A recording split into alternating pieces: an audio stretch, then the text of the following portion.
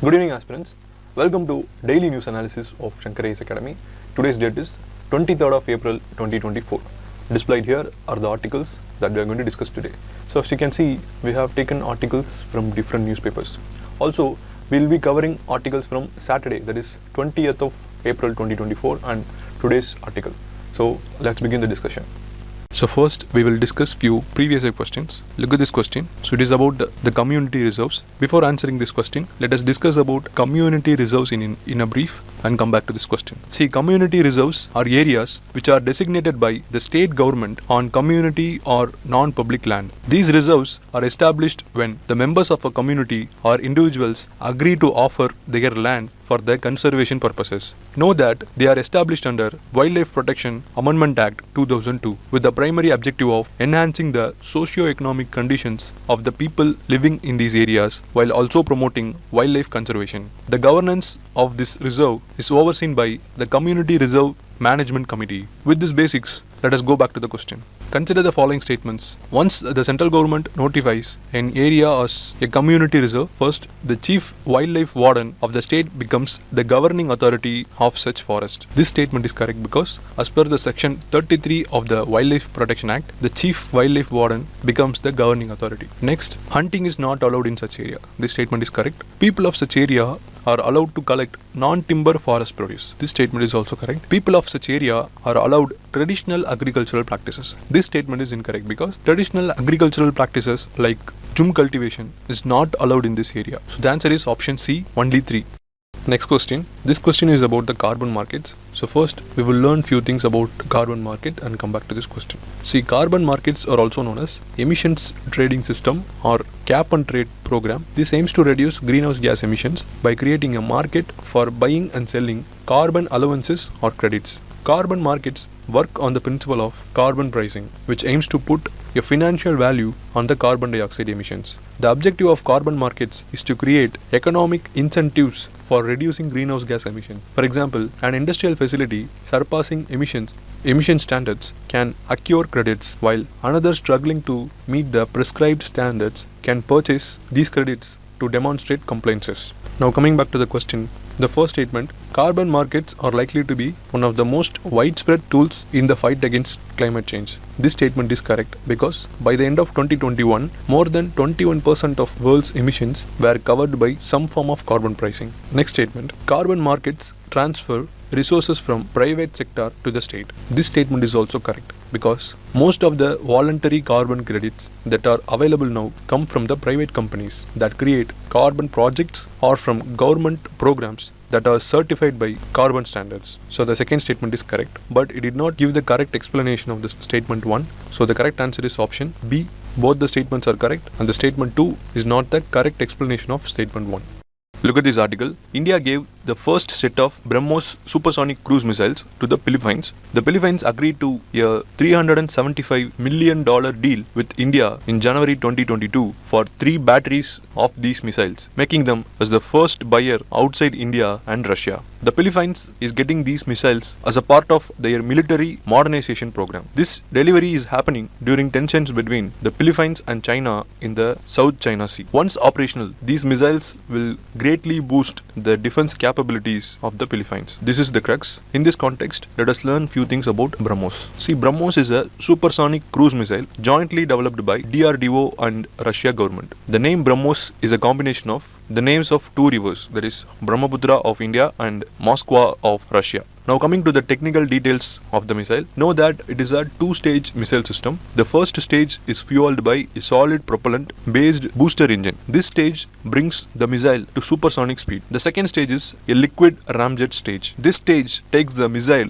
closer to the speed of Mach 3. If the speed of the missile is said to be more than 1 Mach, then the missile is called as supersonic missile. This is why BrahMos is called as supersonic missile. The missile operates by the fire and forget principle, meaning that once the missile is launched, it can hit the designated target even without the launcher not being in a line of sight of the target. This fire and forget principle is incorporated in BrahMos using the advanced software systems that are embedded in the missile. See, the destructive power of the missile is due to the larger kinetic energy generated by the missile on impact. Also know that BrahMos can be launched from air, land, sea and also underwater by the use of submarines. Here note that the range of BrahMos missile system is 290 kilometers. Other than this, the missile system has a very low radar signature, meaning due to its lightning speed, the probability of enemy radar catching hold of the path of this missile is very low. Accuracy is also high for the BrahMos system when compared to other cruise missile systems across the world. So this is all about the BrahMos missile system. Before ending our discussion, let us see few points related to the BrahMos 2 missile system. See, just like BrahMos 1, Russia and India are now developing a new generation of BrahMos 2. This BrahMos 2 would have a speed of more than 7 Mach. Since the speed of BrahMos 2 is higher than the speed of 5 Mach, it is called as hypersonic missile. Here note that missiles which travel over the speed of 5 Mach are called as hypersonic missiles. If you can recall, BrahMos 1 had a speed of only Mach 3. So from this we can say that BrahMos 2 would travel nearly double the speed of its older counterpart. Here note that BrahMos 2 would have a range of 1000 kilometers. It would be powered by using the scramjet engine. Know that scramjet engines are powerful than ramjet engines. So this is all about BrahMos 2. So with this, let us move on to the next article. Look at this article. This article talks about post-stroke depression, PSD, and explores the treatment for this condition. So let's break down the important points in this article and learn them. First, let us understand about stroke.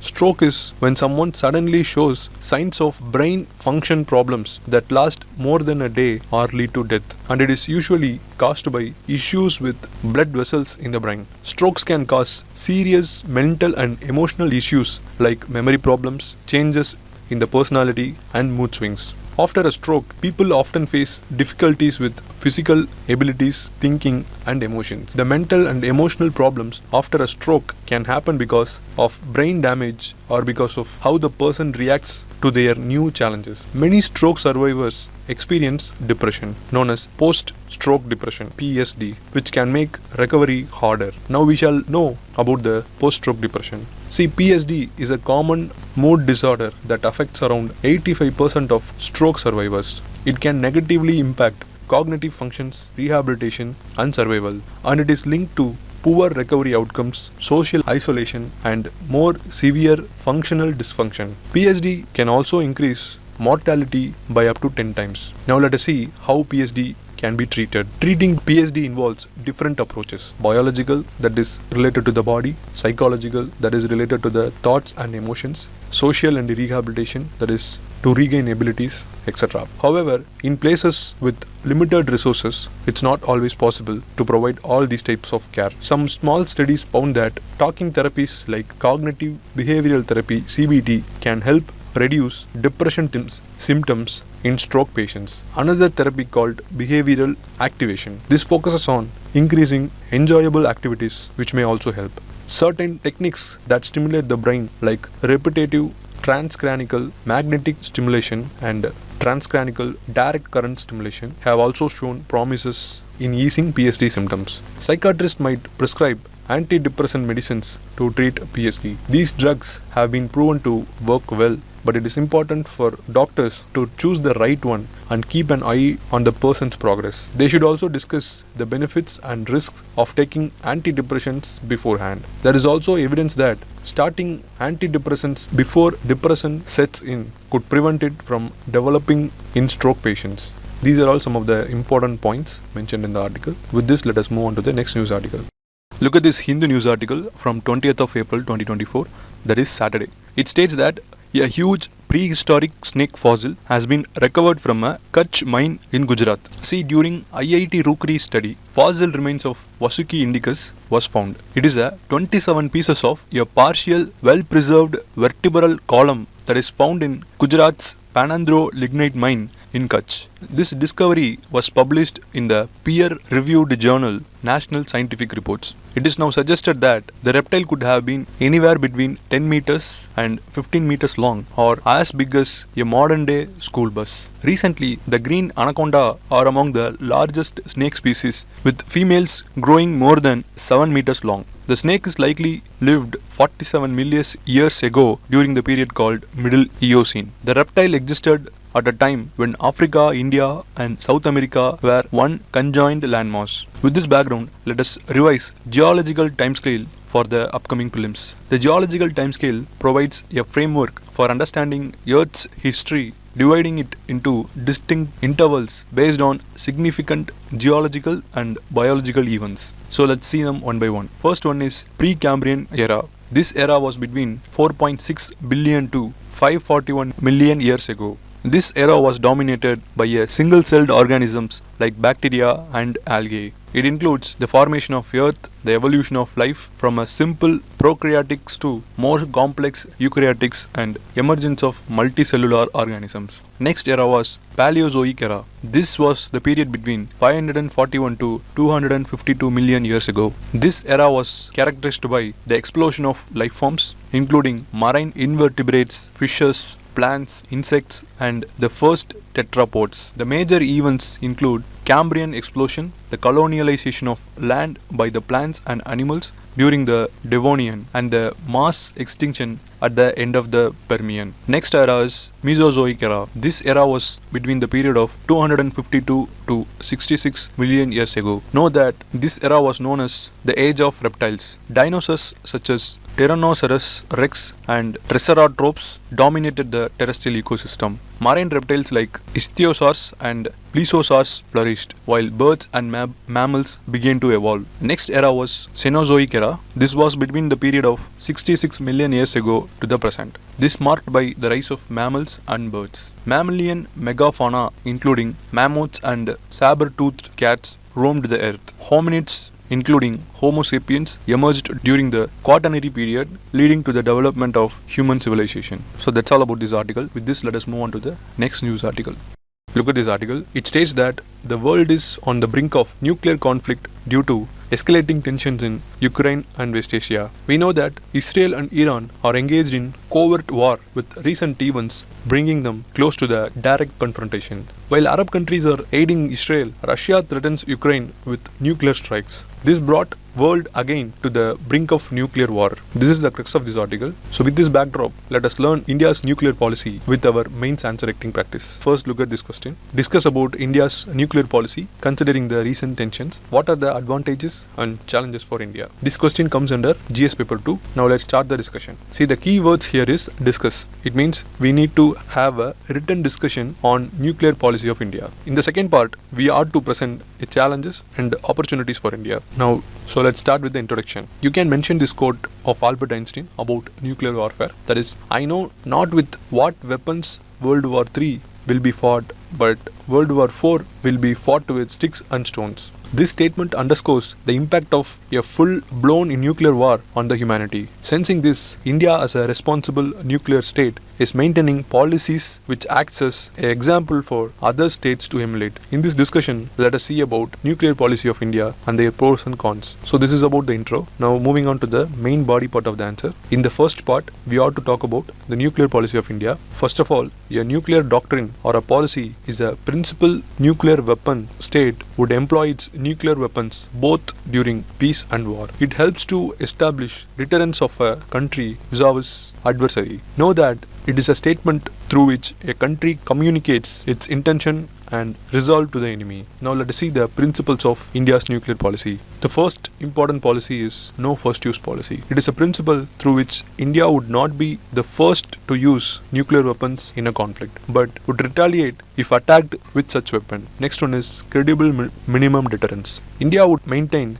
a sufficient number of nuclear weapons to deter a nuclear attack, but it would not seek to match other countries' arsenals in size. Next one is non-use against non-nuclear weapon states. India would not use or threaten to use nuclear weapons against countries that do not possess nuclear weapons. Next one is retaliation to the nuclear attack. If India is subjected to nuclear attack, it would retaliate, causing massive damage to the aggressor. See, the adherence to this principle increased the nuclear credibility of India and helped it to achieve its strategic autonomy. Now let us see the advantages and challenges of India in using this policy. Firstly, this policy increased the credibility of India. It provides a clear and credible stance on the country's position regarding the use of nuclear weapon. Moreover, this policy contributed to the stability of SAARC region, which is the least cohesive region of the world. Secondly, it promotes peace and stability. The doctrine, particularly the no first use and the non-use against non-nuclear weapon states, contributes to the regional and